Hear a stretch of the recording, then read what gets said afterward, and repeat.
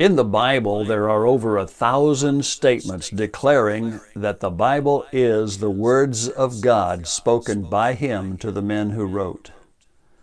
Can we believe that the Bible is what it claims and is valuable or applicable to us today? And Paul chose Silas, and departed, being recommended by the brethren unto the grace of God. And he went through Syria and Cilicia, confirming the churches. Those words of Acts 15:40 and 41 are only one of several records of the work of the apostles of Jesus who planted churches, then revisited those Christians to support and increase their growing faith. The word translated confirming means establishing besides, strengthening more, rendering more firm. The record continues in Acts 16:4 to show what they did and what resulted. And as they went through the cities, they delivered them the decrees for to keep that were ordained of the apostles and elders which were at Jerusalem. And so were the churches established in the faith and increased in number daily. This Confirming the Church's Bible class focuses on those decrees of the apostles that will help us to grow stronger in faith and service if we learn and apply them. One relatively brief passage of Scripture is very specific to the point of our discussion today, and it's in the Old Testament in the book of Psalms, and it's number 19. Psalm number 19. Verse 1 says, "The heavens declare the glory of God, and the firmament shows His handiwork." You know, when we look up into the sky, when we see the sun and the moon, and as we sit here today, we're having a forecast, a news item that's telling us that we're about to have a lunar eclipse. How can we predict these things? We know the movements of all the heavenly bodies. We look up and we see the constellations in the sky, and they're always there. I mean, they move around in different places from time to time through the year, but the stars themselves that form those patterns are always in the same relative position to one another. We can find the North Star, and we can navigate by that and by the other constellations. We set clocks and calendars by the movements of the earth and the moon going around the sun. And why is it that way? Because God created it that way. There's a message in that. There is predictability, there's order, and these things do not come from catastrophe, from chaos, or from accident. They don't happen by themselves. They don't happen from explosions. There is a message here. These things speak to us. The heavens declare the glory of God. The story is told of a king who was going to eliminate the Bible and all the references to God in the life of his people and have the people worshiping only Him. And he said to a man on one occasion, "We'll destroy your church buildings, we'll destroy your books, and then you won't have any idea of God." And the man said to him, "You can destroy everything that we have. We'll still have the glory of God as we look up and look around us." All of creation declares a creator. All that exists declares a maker who brought it into existence.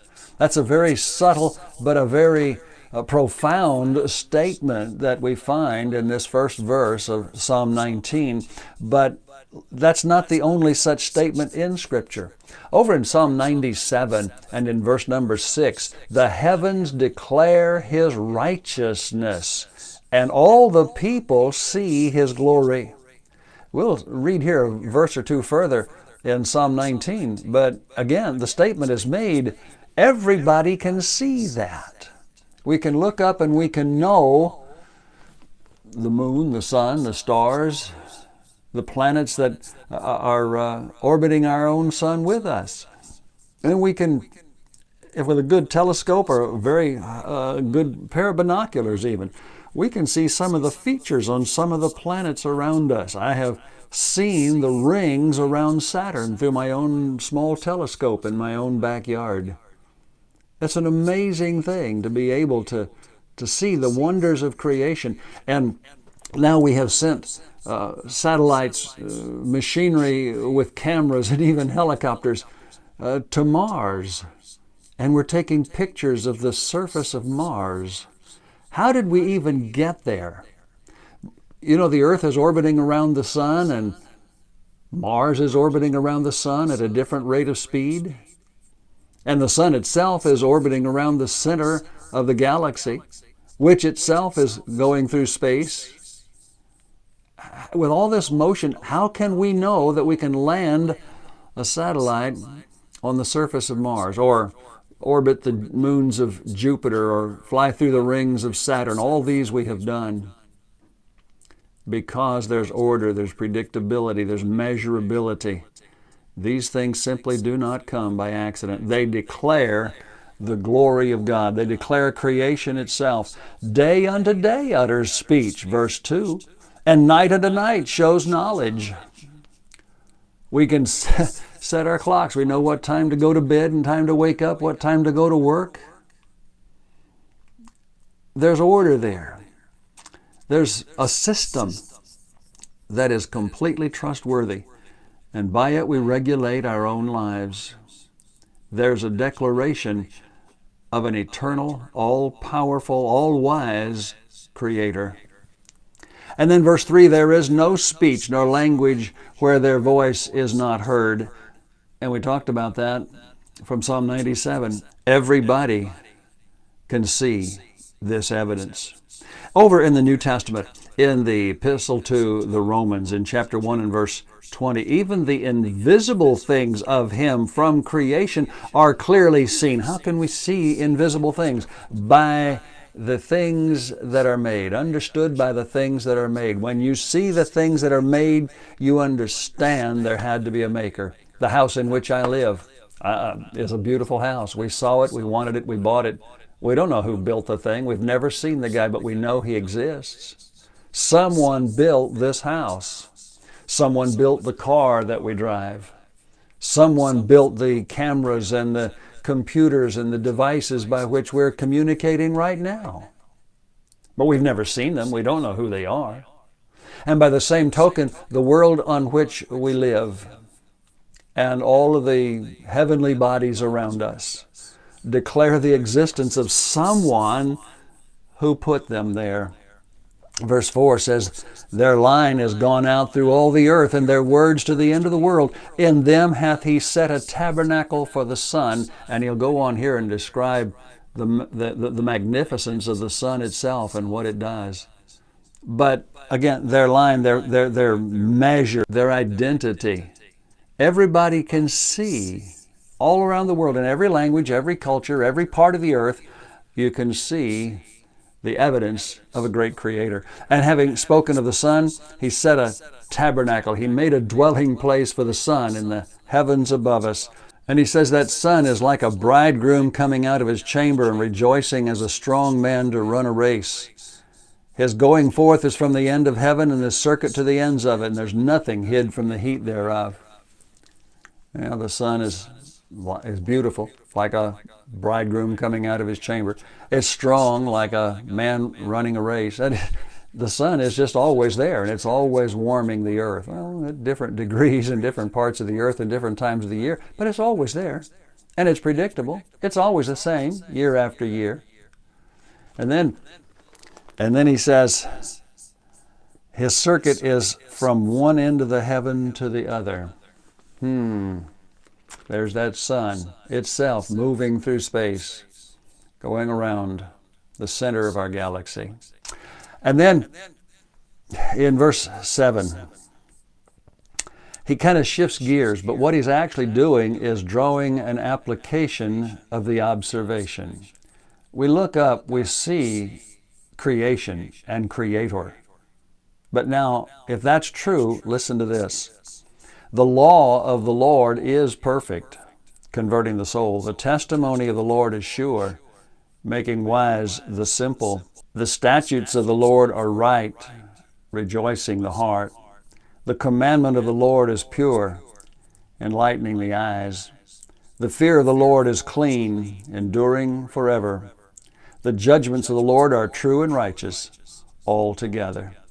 More to be desired are they than gold, yea, than much fine gold, sweeter also than honey and the honeycomb. Moreover, by them is thy servant warned, and in keeping of them there is great reward. How can we look at the universe around us? How can we look at all that is created and deny the existence of God? And then look into His book and see how many times He's told us that He gave us this book, and disbelieve or discount the importance, the significance, the authority of the words that are here. The God who created everything is the God who created us and gave us this word by which we are to live if we are to know the purpose for which we were created and realize the reward that comes in living according to the will of our Creator. That's why we have the Bible. He gave it to us for that purpose. In Proverbs chapter 6 and in verse 23, Solomon wrote, "The commandment is a lamp, law is a light, and reproofs of instruction are the way of life." That's what the Bible is. That's why God gave us this book. We can live faithfully, satisfactorily to Him by following what He's given us in the Bible. In 2 Timothy chapter 3, of course, verse 16, the Apostle Paul wrote that all Scripture is given by inspiration of God, and it's profitable for doctrine, for reproof, for correction, for instruction in righteousness, that the man of God might be complete, completely furnished unto every good work. You'll know how to do everything that pleases God if you'll be a regular student of His book. Read it every day to know what He says and do what you can to apply it in your life. The psalmist closes with these words, "Who can understand His errors? Cleanse Thou me from secret faults." We look around us, we see there's a God. We look at His book and we can see that we haven't always lived up to it. But we don't know sometimes just how much we have deviated from the truth. Who can know? "Keep back Thy servant," is the prayer of the psalmist. "Keep back Thy servant also from presumptuous sins. Let them not have dominion over me. Then shall I be upright, and I shall be innocent of the great transgression." What's he talking about, the great transgression? What is that? What is this idea of presumptuous sins? Well, in Numbers chapter 15, back in the law of Moses, verse number 30 says, "The soul that doeth aught presumptuously." Just take it upon yourself just to go do it anyway. Never mind what the rule is, what the law says. "The soul that doeth aught presumptuously, whether he be born in the land or a stranger," whether he's in the family of God or not in the family of God, the same reproaches the Lord, and that soul shall be cut off from among His people. God gave us this book. He expects us to know it. He expects us to live by it. And if we do, we can be certain, because He has promised, He will bless us.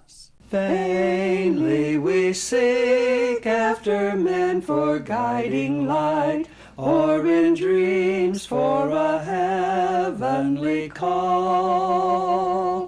Man of himself cannot set his soul aright, so it's back to the Bible for it all. Back to the Bible, the God-given Bible, for grace and duty great or small.